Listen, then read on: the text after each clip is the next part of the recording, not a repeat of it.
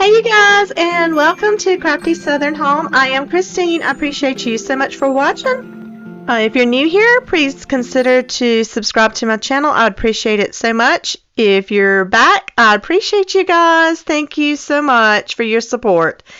Our first project, I have this sign that it really is adorable, but it's more like a 80s, 90s piece, so we're gonna do it over.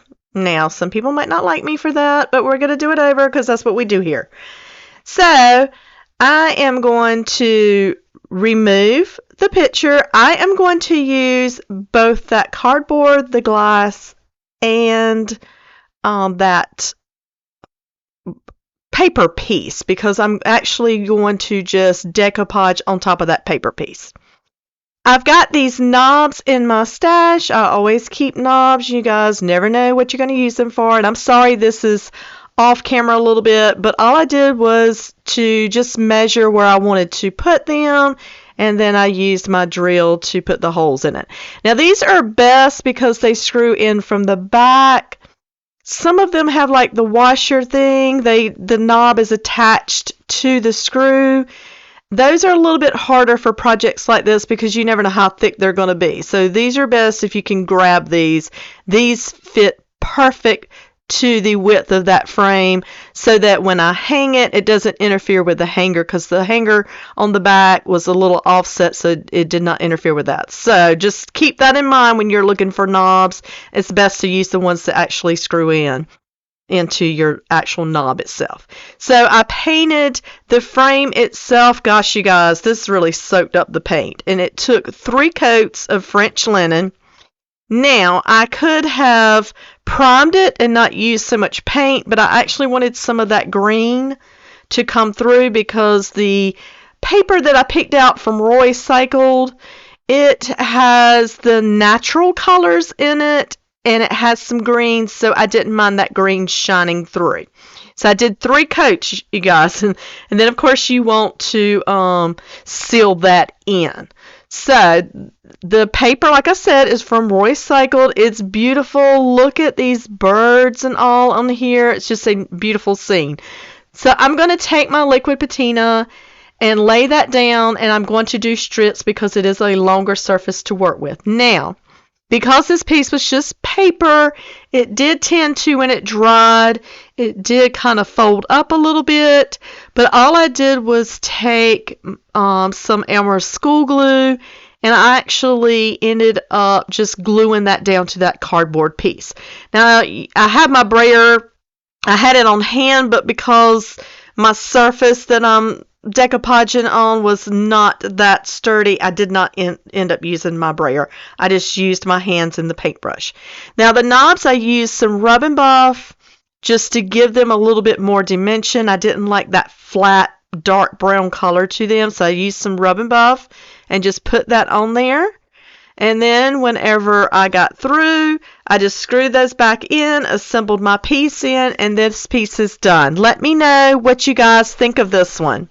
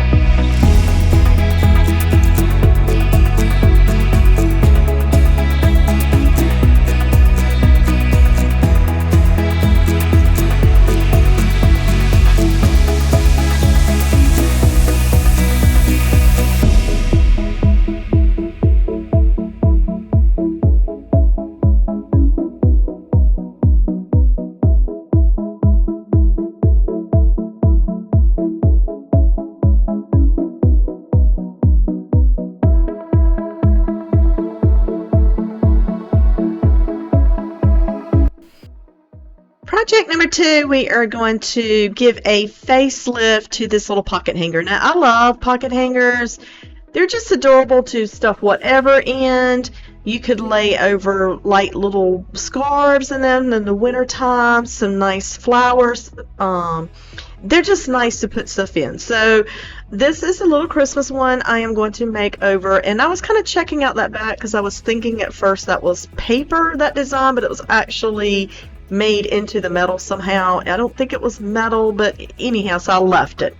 I am going to do 2 coats of my buttercream in this, and this is my Dixie Belle paint, and I actually ran out of this after I used it. So I've used this up. This is a nice neutral color, so it gets used a lot.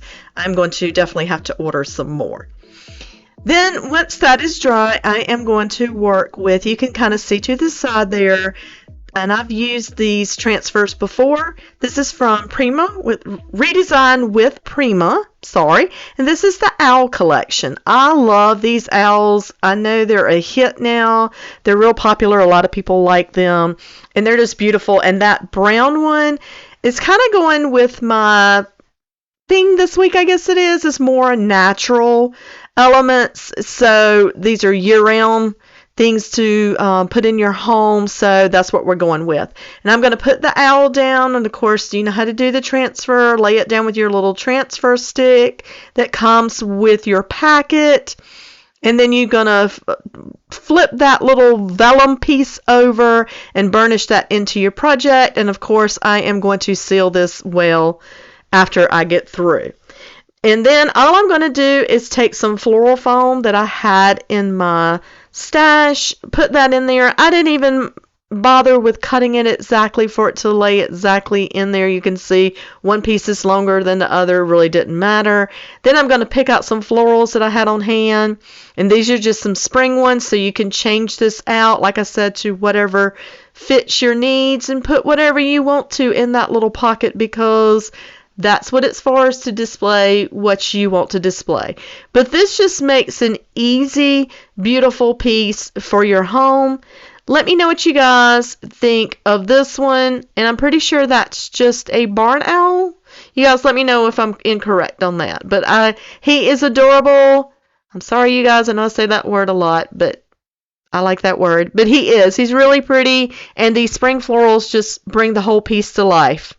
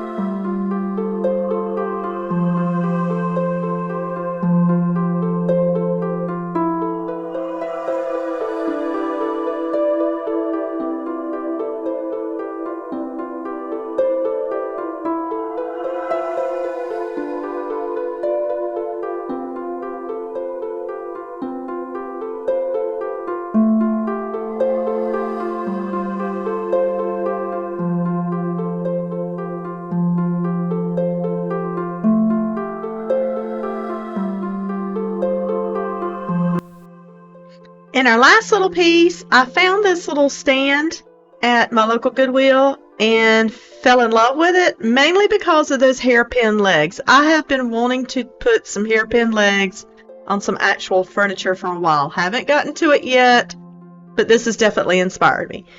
It's got a nice little, looks like a natural wood little trunk around the edges, so I want to keep that. Now, this little metal top was coming up. I wasn't sure I could use it for any project. I could have recycled it, but I did not. I just simply took my needle nose pliers and pulled it off. And of course there's some glue residue on top, so I took my sanding block and Lysol wipes and cleaned that up. Now I do want to leave these edges. See how pretty that is? So I wanted to leave that as is. So I'm simply going to take my masking tape and tape off those edges.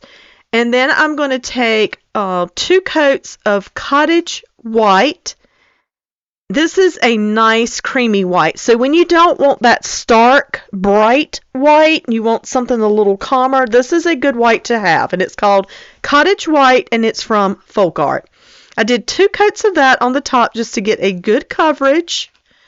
Then I'm going to go into my AOD Whispering Willow Transfer book. If you don't have this book on hand, this piece is a gorgeous book to have. It's my starter for the IOD transfers, and it's just going to let me build from there. But this is a gorgeous piece. You get 8 sheets that are 12 by 16 each, and they are filled with all kind of good products to use. It's natural. There's some bunnies in there, deer. There's a fox. There's these beautiful floral pieces, mushrooms, and mushrooms are all the rage. So that's what I decided to go with, was a nice floral piece and 2 mushrooms, and then of course I had to add some greenery at the end just because I thought it needed something other else. Now, this is my first time actually layering transfers, but if you have nice transfers to use, you can definitely do that. They layered very nicely. You are going to seal them in the end, so it's going to work out just fine, but they layered beautifully. So I'm going to put those down with my little transfer tool after I figured out where my placement for them is at. And then I'm just going to layer them on top, and it's just 2 mushrooms, a beautiful floral, and then a greenery piece. I'm going to seal that. And you guys, I love this. It is so stinking cute. And the good thing about, I love this stand. So if you got the stand, a couple of years if mushrooms aren't a thing anymore, because who knows, styles change from here to there.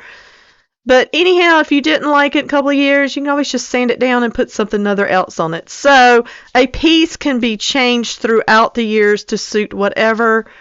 But keep in mind, if you want to do transfers, these IOD, these lay down so well, and they're just beautiful. The colors in them are just vibrant.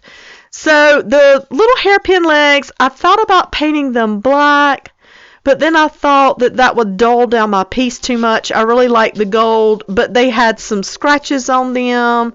So I'm just going to simply take my Rub and Buff and a fine little paintbrush, just a little artist brush, and then I'm just going to brush that on. Now, usually I would kind of take a towel and brush that off.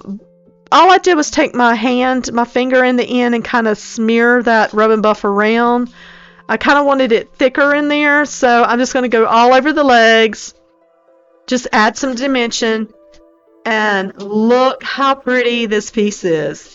Thank you guys so much for watching this week, and until next time, have a blessed week.